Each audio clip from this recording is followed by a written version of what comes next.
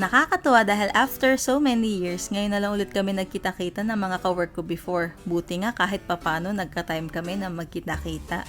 Dito nga namin napagdesisyon ng kumain sa Kudos Cafe and Resto. This is located at Barangay Silangang Mayo, Lucena City.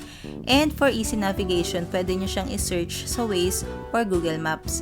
In fairness naman, super aesthetic ng place. Hindi lang namin ina-expect na ang dami ng tao.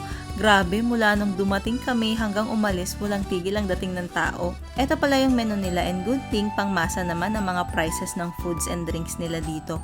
Kaya din pala dinadayo eh. Umorder na pala kami ng food at while waiting sa order namin, super chikahan kami at kwento ng buhay-buhay. Ang tagal na din kasi nung last nakita namin. Nakakalungkot lang din dahil kulang kami. Paging sa mga kulang, next time magsisama na kayo ha. Unang dumating sa order namin is itong nachos. Syempre, tuloy pa din ang chika habang kumakain. Ang pogi nung anak ni Ate Tabet, naku, parang madaming papaiyakin to eh.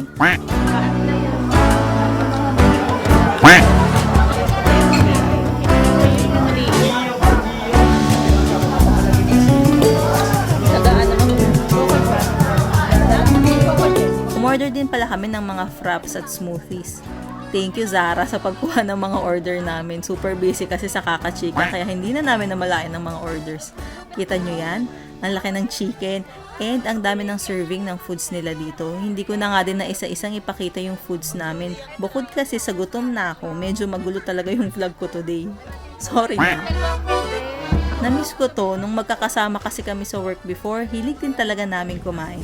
Habang nagmi-meeting kami, kumakain kami, minsan pa nga magdadala si Ma'am Cecil ng tinapay at mga chips para habang may ginagawa kami, kain pa din. Para kasing pagkain na ang nagpapatanggal sa stress namin before.